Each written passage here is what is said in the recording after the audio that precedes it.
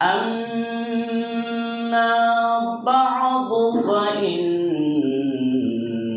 خير الحديث كتاب الله وخير الهدي هدي محمد صلى الله عليه وسلم وشر الأمور محدثاتها وكل محدثة بدعة وكل بدعة ضلالة وكل ضلالة في النار أما بعد فأعوذ بالله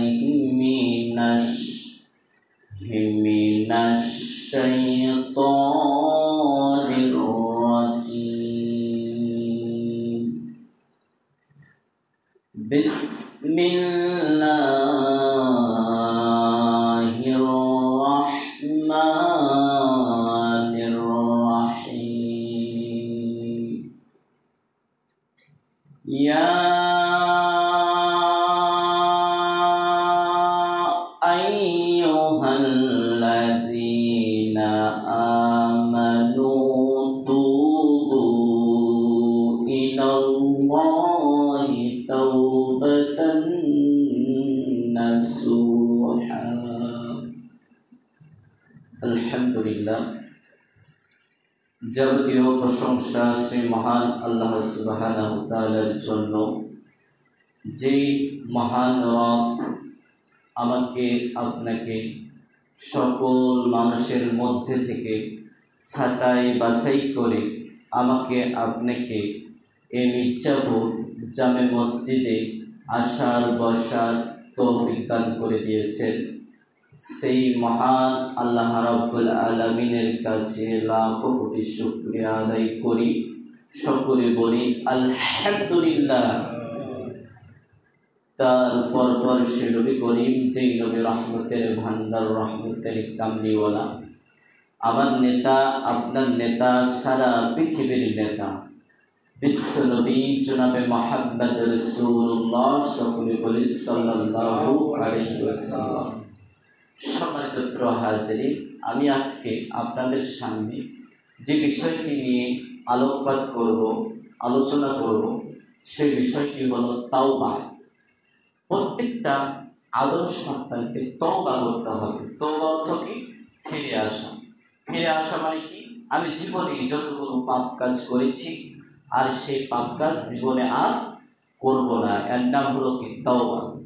তো আমরা এখানে যতগুলো লোক বসে আছি, ছোট বাচ্চা বাদে, মাসুম বাচ্চা বাদে, আমরা এমন কোনো লোক গায়ে হাত দিয়ে বলতে পারবো না যে আমরা পাপের কাজ করি নাই। যদিও পাপের কাজ করি নাই এ কথা কেউ যদি বলতে পারে, তাহলে আমি মনে করব এখানে যে লোকগুলো বসে আছে, কোনো না কোনো ব্যক্তি কোনো এক ওয়াক্ত নামাজ কাজা করেছে, নামাজ বা দিয়েছে। তো আমরা প্রত্যেক আদম সন্তান হলাম গুনাহগার, তবে গুনাহগারের ভিতরে তারা উত্তম যারা তওবা করে। তো আজকে আমার আলোচ্য বিষয় হবে তাওবা। এ বিষয়ে আমি দুইটি আপনাদের সামনে গল্প উপস্থাপনা করব।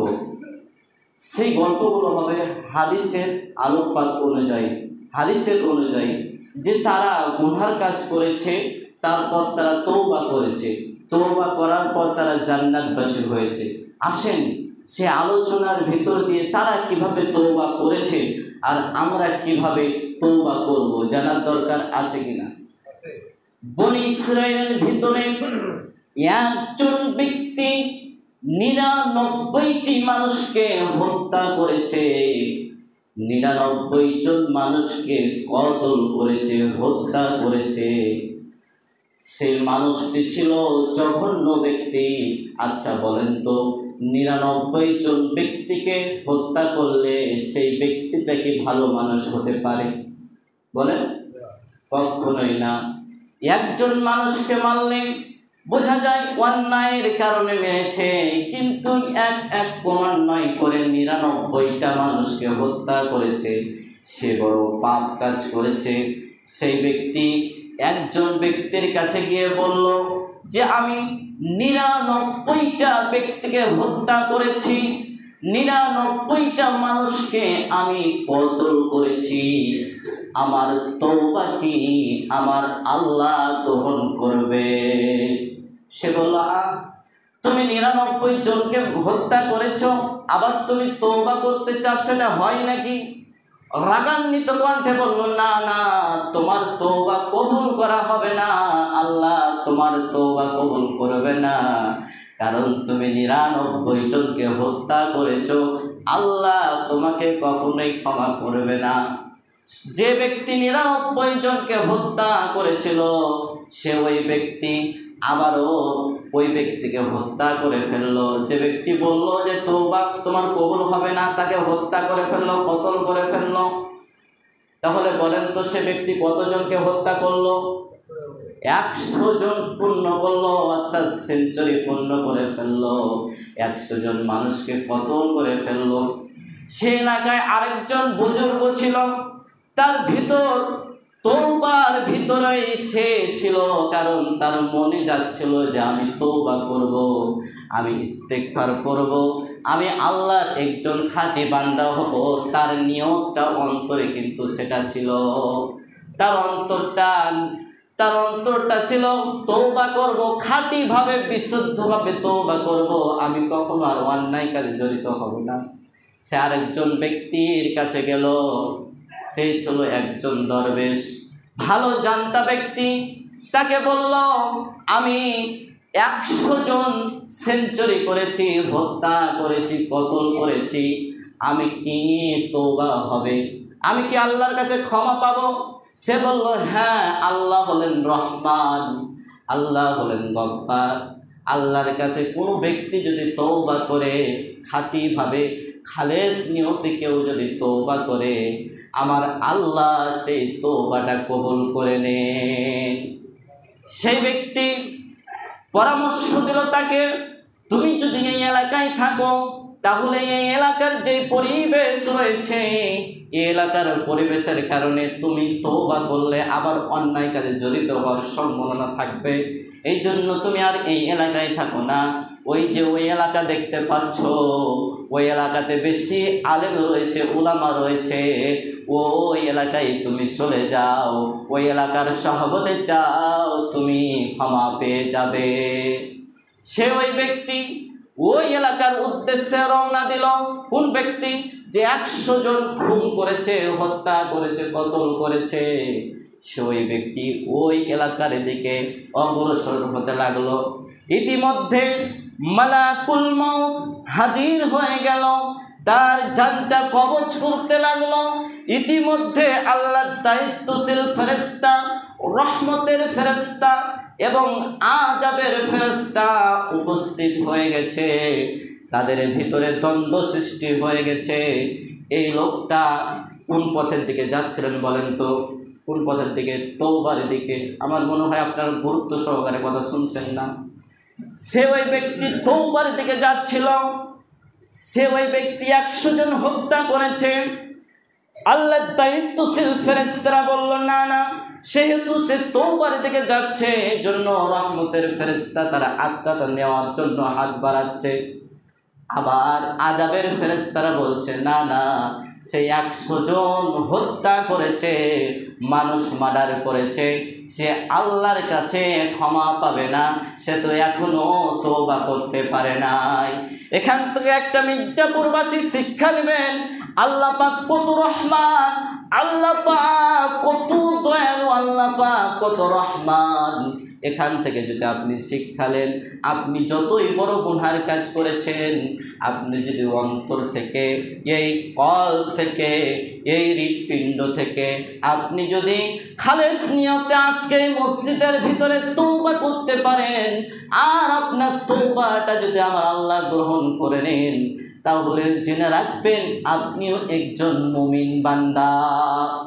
এইবার তারা যখন দুই ফেরেশতা, দুই দলের ফেরেশতা দ্বন্দ্ব সৃষ্টি হয়ে গেল। একটা আযাবের ফেরেশতা বলছে, না, তাকে আমরা জাহান্নামে নিয়ে যাব। আর রহমতের ফেরেশতা বলছে, না, আমি তাকে জান্নাতের দিকে নিয়ে যাব। আল্লাহ পাক ফয়সালা দেওয়ার জন্য আরেকজন ফেরেশতা পাঠালেন আর বললেন যাও তোমরা এই জমিনটা মেপে দেখবা, সে যদি ভালোর দিকে অগ্রসর হয় তাহলে সে হবে জান্নাতি, আর যদি খারাপের দিকে বেশি অগ্রসর হয় তাহলে হবে সে জাহান্নামী। ফেরেশতা এসে তাদেরকে ফয়সালা দিয়ে দিল। তারাও মাপা শুরু করলো। হাদিসের ভিতরে রয়েছে যে 100টা হত্যা করেছে সে কিন্তু খারাপের দিকেই বেশি ছিল। কিন্তু আল্লাহ পাক জমিনকে অর্ডার দিলেন, ও জমিন তুমি ভালোর দিকে সংকীর্ণ হয়ে যাও, ভালোর দিকে রাস্তাটা তুমি ছোট হয়ে যাও, সংকীর্ণ হয়ে যাও, আর খারাপের দিকে রাস্তাটা তুমি প্রশস্ত হয়ে যাও। মনে করে রাখবেন, তাম পৃথিবীর মানুষ যদিও আমার আল্লাহর যদি কথা না শুনে, আল্লাহ এই তাম পৃথিবীর ভিতরে নবমণ্ডল, ভূমণ্ডল, কীট পতঙ্গ থেকে শুরু করে গাছপালা থেকে শুরু করে সৃষ্টির মানুষ, সর্বশ্রেষ্ঠ মানুষ যদি আমার আল্লাহর কথা না শুনে, তাম পৃথিবীর জড় বস্তু কীট পতঙ্গ আমার আল্লাহর কথা শুনে, আল্লাহ পাক জমিনকে অর্ডার করলেন, ও জমিন তুমি সংকীর্ণ হয়ে যাও, আর খারাপের দিকের রাস্তাটা তুমি প্রশস্ত হয়ে যাও। খারাপের দিকের রাস্তাটা প্রশস্ত হয়ে গেল, আর ভালোর দিকে রাস্তাটা সংকীর্ণ হয়ে গেল, ছোট হয়ে গেল। তাহলে সে কিন্তু তখনও তওবা করতে পারে না, কিন্তু ভালোর দিকে যাচ্ছিল, তওবার দিকে যাচ্ছিল, আমি ওই এলাকায় গিয়ে তওবা করব, আমি আর কখনো গুনার কাজ করব না। তাহলে আল্লাহ পাক সেখানেই তাকে জান্নাতি ব্যক্তি হিসেবে ঘোষণা দিয়ে দিলেন। সেই রহমতের ফেরেশতারা তারা আত্মাটা নিয়ে নিলেন। তাহলে আমার ভাইয়েরা, আমার বাবাজিরা, একটু চিন্তা করেন, একটু বিবেক দিয়ে খাটান তো, যে মানুষটি 100টা হত্যা করার পর যদি আমার আল্লাহর তওবার দরজা খোলা থাকে, তাহলে বলেন তো আমাদের তওবার দরকার আছে কি নাই? এমন কোনো ব্যক্তি নাই যে আমরা গুনার কাজ করি নাই। মির্জাপুরবাসী তওবা করেন, আর আমি কখনো 5 ওয়াক্ত নামাজ ছেড়ে দিব না। যেই মানুষটার কারণে, যেই স্ত্রীটার কারণে, যে আপনার মেয়েটার কারণে, যে আপনার সন্তানের কারণে আপনি কাজকর্মে ব্যস্ত থাকছেন কিন্তু আপনি নামাজ পড়ছেন না, জেনে রাখেন এই আপনার সন্তান এবং কন্যাগুলো হলো আপনার জন্য ফিতনা।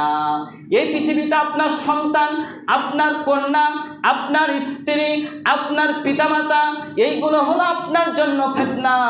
যদি এই পৃথিবীতে আল্লাহর ইবাদত বন্দেগী করে যদি আপনি কবরে না যেতে পারেন, তাহলে জেনে রাখেন এই পৃথিবীর ভিতরে আপনি যা করলেন সব হলো বেকার, সব বেকার যাবে। পরকালের কাজ যদি করতে পারেন তাহলে আপনি নাজাত পাবেন।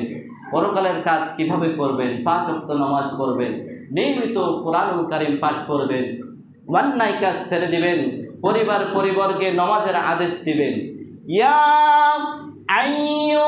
আইয়ুহাল্লাযীনা আমানু তুবু ইলাল্লাহি তাওবাতান নাসুহা। হে ইমানদারগণ, খাঁটিভাবে খালেস নিয়তে আল্লাহর কাছে তওবা করো।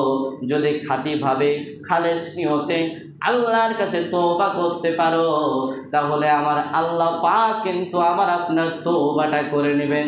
তাহলে বলেন তো মির্জাপুরবাসী তওবা করতে পারবেন কি পারবেন না? আল্লাহ পাক যেন আমাদেরকে সবাইকে অন্যায় কাজ থেকে ফিরিয়ে রাখেন, বলেন আমিন। আরেকজন মহিলা, খোজা গোত্রের একজন মহিলা, সে জেনা করেছে, ব্যভিচার করেছে। আল্লাহ রাসূল সাল্লাল্লাহু আলাইহি ওয়াসাল্লাম এর কাছে এসে বললেন, ইয়া রাসূলুল্লাহ, ইয়া হাবিবাল্লাহ, আমি জেনা করেছি, আমি অন্যায় কাজ করেছি, আমার এই জেনার কারণে ইসলাম শরিয়াত মোতাবেক যে শাস্তি রয়েছে আপনি তা আমাকে দেন। জেনা করার শাস্তি কি জানেন?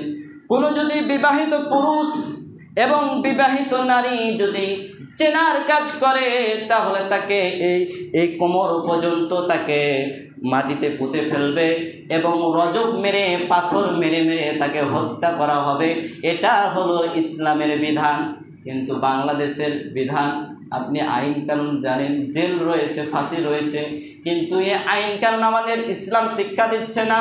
আমাদের ইসলাম পর্যায়ে যদি বিচার ফয়সালা হতো, ও মির্জাপুরবাসী জেনে রাখবেন, এই বাংলাদেশে একটাও মহিলা রাত্রিবেলায় ধর্ষিত হতো না। কিন্তু ইসলামে বিচার যতদিন হবে না, এই জেনা বা বিচার আমি আপনি কখনোই বন্ধ করতে পারবো নয় করে না। সম্মানিত প্রিয় ভাই এবং বাবাজিরা, আর যদি কোনো অবিবাহিত পুরুষ এবং অবিবাহিত নারী জেনার কাজ করে, তাকে 100 ঘাত দৌড়ার বাড়ি দিতে হবে এবং 1 বছরের জন্য তাকে দেশ থেকে দেশান্তরিত করতে হবে। এটা হলো ইসলামের বিধান। সূরা নূর পড়বেন, সূরা নূরের ভিতরে এই সব কিছু ব্যাখ্যা বিশ্লেষণ আমার আল্লাহ পাক 1500 বছর আগে দিয়ে দিয়েছে। এই মহিলা আল্লাহ রাসূল সাল্লাল্লাহু আলাইহি ওয়াসাল্লামকে বললেন, ইয়া রাসূলুল্লাহ, আমি জেনা করেছি, আপনি আমাকে ইসলামের ভিতরে যে শাস্তি রয়েছে, ইসলামের বিধানে যে শাস্তি রয়েছে, আপনি আমাকে সে শাস্তি দেন। আল্লাহ রসুল মুখ ফিরে নিলেন। যতবার মহিলা বলল, আল্লাহ রসুল মুখ ফিরিয়ে নিলেন। শেষবারের মতন যখন দেখলেন আল্লাহ রসুল মহিলাটা সত্যিই তওবা করতে চাচ্ছেন, আল্লাহর দিকে ফিরে আসতে চাচ্ছেন, আল্লাহ রসুল বললেন যে তোমার পেটে কি কোনো সন্তান রয়েছে? সে বলল, হ্যাঁ, আমি জেনা করার কারণে আমার পেটে একটা বাচ্চা রয়েছে। আল্লাহ রসুল বললেন, তুমি গুনার কাজ করেছ, কিন্তু তোমার সন্তান তো কোনো গুনার কাজ করে নাই। যাও, ইরজিই, তুমি ফিরে যাও এবং এই সন্তান প্রসব যখন হবে তখন তুমি আমার কাছে আসিও।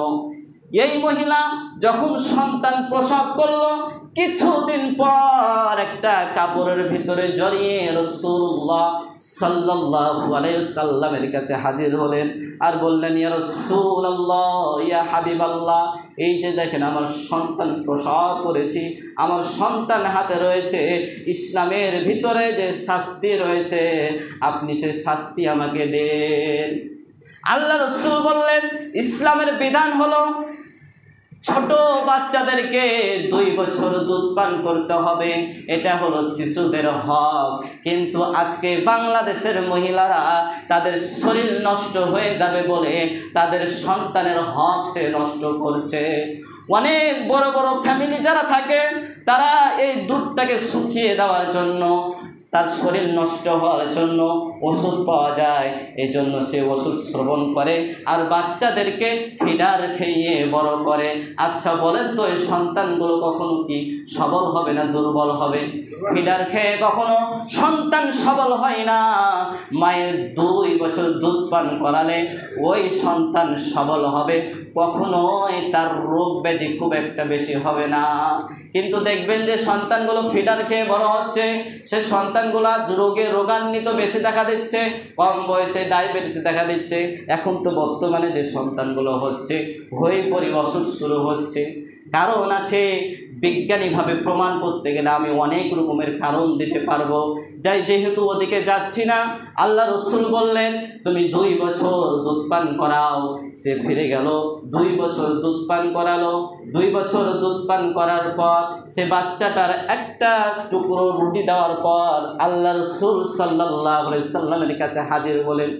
রুটির টুকরো দেখার পর আল্লাহ রসুল বুঝতে পারলেন যে সন্তানটা খেতে পাচ্ছে, আপাতত সন্তানটা বেঁচে থাকতে পারবে, নিজে নিজে খেতে পারছে।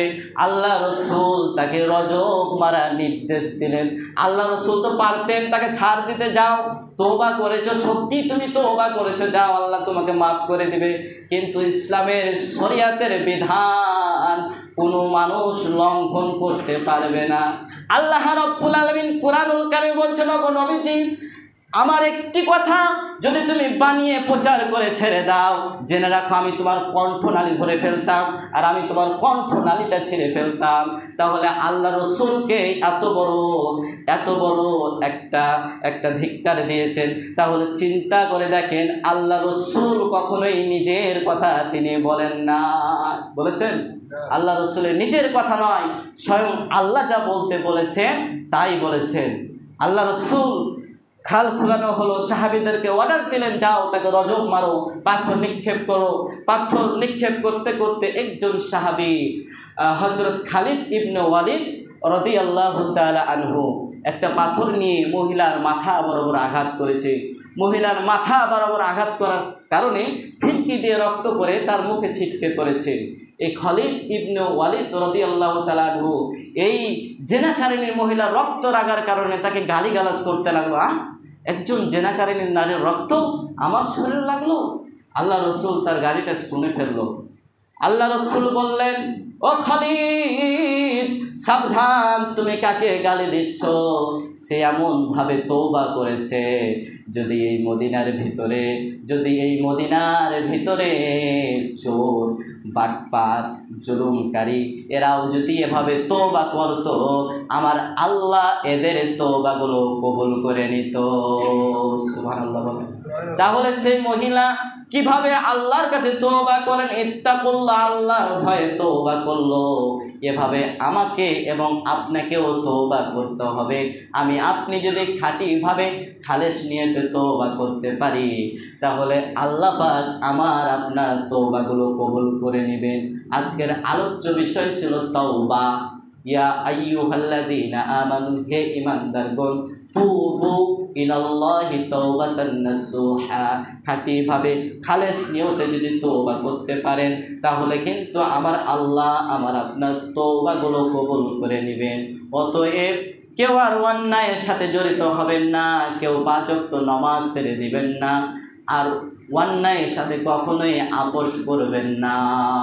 অন্যায়, জুলুম, অত্যাচারের কাছে কখনোই আপনি আপোষ করবেন না। আল্লাহ পাক যেন আমাদের সবাইকে এই আমলগুলো করার তৌফিক দান করেন, বলেন আমিন। আল্লাহ পাক যেন আমাদের সকলের তওবাগুলো কবুল করেন, বলেন আমিন।